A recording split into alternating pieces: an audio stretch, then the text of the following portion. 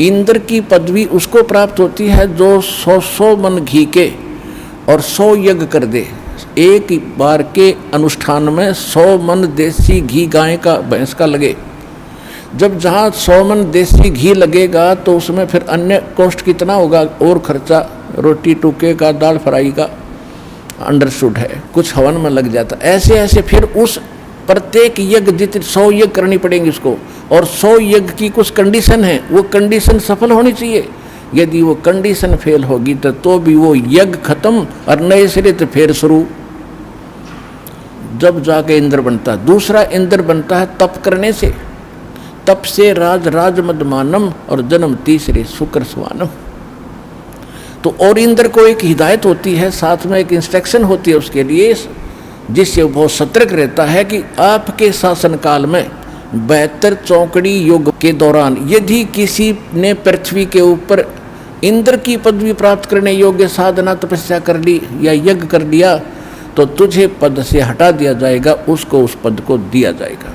इसको ये चिंता बनी रहती है कि ये किसी को भी इस पृथ्वी पर उसके यज्ञ सफल नहीं होने देता। एक बार विश्वामित्र ने तपस्या शुरू करी थी, इसके तो यही इसने अपने हलकारे छोड़ रखे, अपने दूत भेज रखे। पता लग गया कि विश्वामित्र नाम का एक ऋषि ऐसे कर रहा है। उसने एक अपने वहाँ से अप्सरा भेज दी, एक सुंदर देवी भेज दी, अपनी नौकरानी, वहाँ नौकर हैं इसके सारे, और उसने आकर विश्वामित्र का तप भंग करके उससे एक लड़की उत्पन्न करके और भागी, कहने लगी संभाल ऋषि जी अपने परिवार को, हम चले।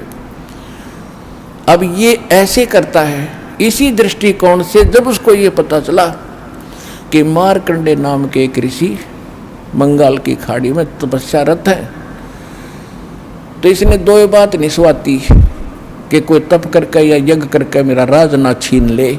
राज के लिए तो नाश करा दे, राजा लोग सेना मरवा डालते हैं, कितने मर जाओ चाहे, तो वो तो इंद्र का राजा, वो तो करा के करवा दे। उसने एक सुंदर उर्वशी भेजी मार्कंडे जी को उसका तप भंग करने के लिए। आकर के वो नाच भी ली, सारे कुछ साजबाज भी अब ऑटोमेटिक धुन बज रही है, और वहाँ आसपास का वातावरण भी उसने अपनी सिद्धि से बसंत जैसा कर दिया। लेकिन मार्कंडे ऋषि ने मुस्काए नहीं, कोई ऐसी गतिविधि नहीं की कि वो अट्रैक्ट हो गया। आंखें खुली थी आधी।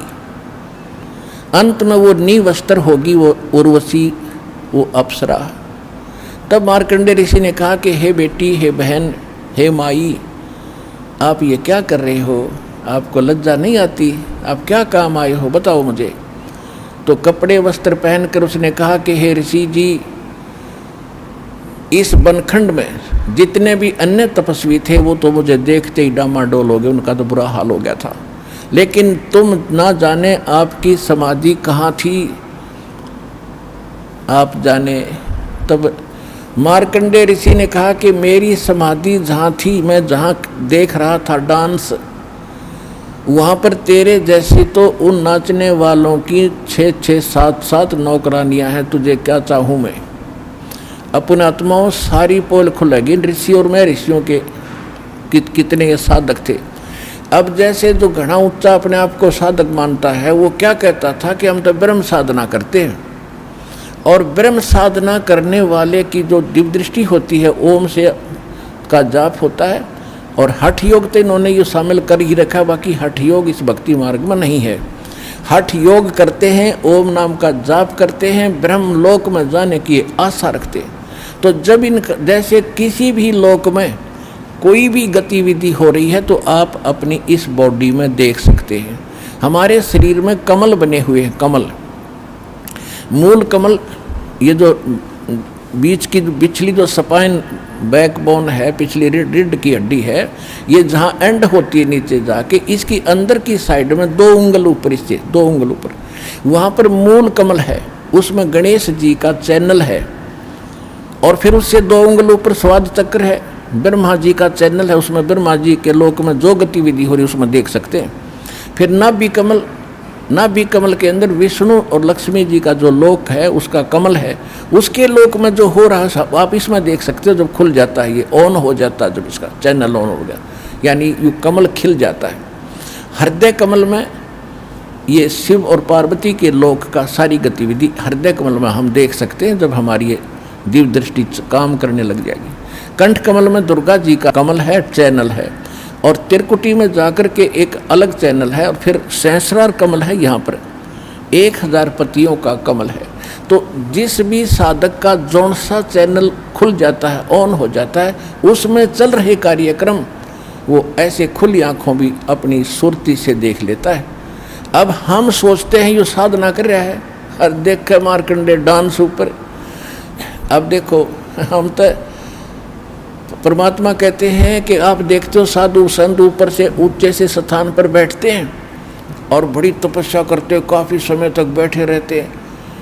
ये मन ऐसा दुष्ट है। आप कहीं पर एक बस की इंतज़ार में जा बैठी हो कि बस स्टैंड पे, और 5 मिनट में 2 मिनट में कहेगा देखना आ गई क्या बस, जब खड़ा हो लेगा फिर बैठेगा, और ये पता आध घंटे में आओगी अभी, और फिर खड़ा हो देखते लेकर दे आ गई हो। यानी 1 मिनट भी ना टकन दे हो, और आप चले जाते हो फिल्म देखने, 3 घंटे तक नो बैठा रहेगा कति, क्यों नहीं दिखे इसने, कति नहीं चर्चा करे, चाल उठ कर चलेंगे।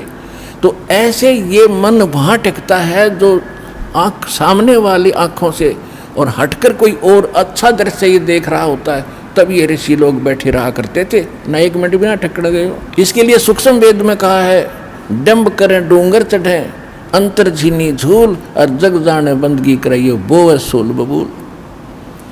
अब मार्कंडेय ऋषि ने ब्रह्मलोक की साधना को, ब्रह्म की साधना को सर्वोत्तम मान रखा था, और अन्य की साधना को वो घटिया बताता था, और इंद्र के लोक तक को भी वो अच्छा नहीं मानता था, क्योंकि उसको ब्रह्मलोक में जो सुख है वो बड़ा होटल है। जैसे एक तो बरवाड़ा में कोई होटल हो, और एक वो कै स्टार बोल रहे हैं दिल्ली में, एक वो 5 स्टार है, 8 स्टार है, उसमें हो, उसमें जावे तो वहाँ जो सुविधाएं वो बरवाड़ा के होटल में थोड़ी पाएंगी। तो इसी प्रकार ये यहाँ के स्वर्ग जो इंद्र का लोक आदि स्वर्ग, ये तो बरवाड़ा के होटल समझ लो उस ब्रह्मलोक की तुलना में, लेकिन है वो भी रेस्टोरेंट ही। जेब अपनी कटेगी, सारे पुण्य नाश हो जाने के बाद फिर नीचे पटके जाएंगे। गीता अध्याय नंबर 8 के श्लोक नंबर 16 में कहा है कि ब्रह्मलोक में गए हुए प्राणी भी वापस जन्म मृत्यु में आते हैं, और ये ब्रह्म खुद कहता है मेरी जन्म मृत्यु होती है। तो यहाँ जो मार्कंडेय ऋषि अपने आप को इतना सुपीरियर मान रहा था, तो क्या कह रहा था कि मेरी समाधि, मैं ब्रह्मलोक में समाधि गई थी मेरी, उस बड़े रेस्टोरेंट में 5 स्टार में, और वहाँ पर जो मैं डांस देख रहा था, वहाँ तेरे जैसी तो उन नाचने वालों की नौकरानियाँ थी 7-7। तेरे को क्या देखूं, तेरे से कोई और सुंदर हो उसको बुला, उसको भेज, वो भी अपनी ट्राई करके देख ले। तब उसने कहा, उर्वशी ने, कि इंद्र की पटरानी मैं ही हूँ, यानी सबसे ब्यूटीफुल जो औरत होती है स्वर्ग में वो इंद्र की पत्नी होती है, बाकी उससे नीचे नीचे ही होती है। उर्वशी ने कहा कि इंद्र की पटरानी मैं ही हूँ, और आप एक बार इंद्रलोक में चलो। मार्कंडेय ऋषि ने कहा कि जब इंद्र मरेगा तब तू क्या करेगी? उर्वशी ने कहा कि मैं 14 इंद्र वरूंगी। पुण्यात्माओं, ये दातम ज्ञान आप ध्यान से सुनना, आपको निर्णय होगा। अब ये कितनी पुण्यात्मा थी? कहते हैं भिक्षुक होकर दर दर घूमा मिला ना निर्गुण रसा। ऐसी कठिन साधनाएं तपस्याएं आपने की जिस कारण से जैसे इंद्र बन गया, 72 चतुर्युग तक वो शासन करेगा, फिर उसकी मृत्यु होगी, डेफिनेट फिक्स है ये टाइम। उसके बाद फिर कोई इंद्र पदवी प्राप्त करने वाला वेटिंग लिस्ट में पाएगा, उसको फिर बैठा दिया जाएगा इंद्र की पदवी पे। और उसकी सची नाम की जो औरत है, इंद्र की पत्नी है, वो क्या कह रही है कि मैं इतनी लंबी आयु है मेरी, मेरा इतना समय है स्वर्ग में सुख भोगने का, कितना कि 14 इंद्र मर जाएंगे, यानी ब्रह्मा जी का एक दिन समाप्त होगा, उस समय मेरी मृत्यु होगी।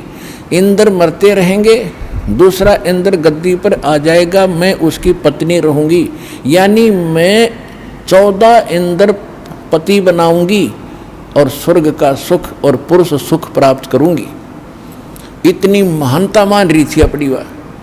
तो मार्कंडेय ऋषि को विधान ज्ञान था कि वो इंद्र मरेगा जब क्या करेगी। उसने कहा मैं 14 इंद्रपति बनाऊंगी और मैं जीवित रहूंगी, वो मरते रहेंगे। मार्कंडेय ने कहा कि वो 14 इंद्र भी मरेंगे, जब एंड होगा उसका, ब्रह्मा जी का एंड होता है एक दिन का, तो सभी मरते हैं, तब क्या करेगी कि जो ब्रह्मलोक रहता उसमें। तो फिर वो उसको भी मालूम है उस औरत को, उर्वशी को, कि जितने इंद्र मरेंगे वो तो बनेंगे गधे मृत्यु के बाद मृतलोक में यहाँ, और मैं बनूंगी गधी मृत्यु के बाद।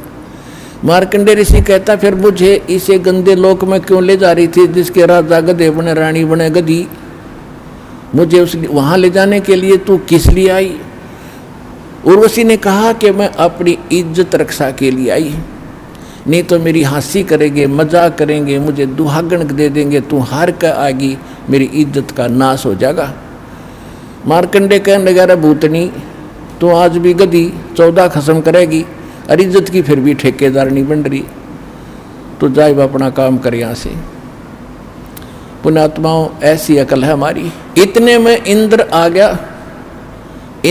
गया स्वर्ग का राजा, और उसने कहा कि हे बंद निवाज, आप जीते हम हारे, इंद्र की पदवी प्राप्त करो। मार्कंडेय ऋषि ने कहा कि अरे अरे इंद्र, तू क्या कह रहा है? इंद्र की गद्दी हमारे लिए तो काग की बीट है, और भले आदमी तू भी त्याग दे, इसने ना गधा बनेगा। आजा तुझे मैं ब्रह्मलोक की साधना बताता हूँ। अब उसने ब्रह्मलोक तक का पता था। मार्कंडेय ऋषि को इतना ज्ञान था ऋषियों को, फिर भी वो अपने को सुपीरियर बता रहा है और उसको हिदायत दे रहा इंद्र को कि छोड़ दे इस राज के लालच ने, आजा तुझे साधना बता दूं ब्रह्मलोक की।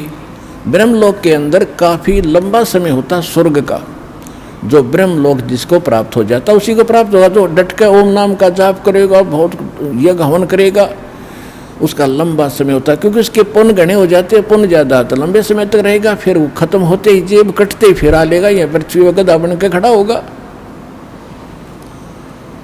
अब इंद्र क्या कहता है? कहने लगा जी फिर देखेंगे, फिर कभी भलो इब तो मन राज करने दे, मौज लेने दे।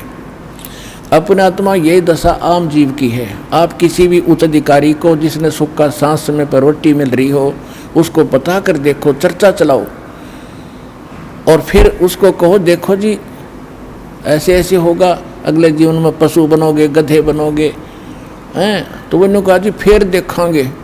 क्यों देखेंगे? फिर गधा बने पाछे फिर क्या देखेगा? फिर तो कुमार देखेगा, गधा बन गया था कड़ में मारेगा लठ, और 2.5 मन का बोरा तेरे कमर पर धरेगा। देखना तो अब देख, और छोड़ बुराई कर भक्ति भगवान की।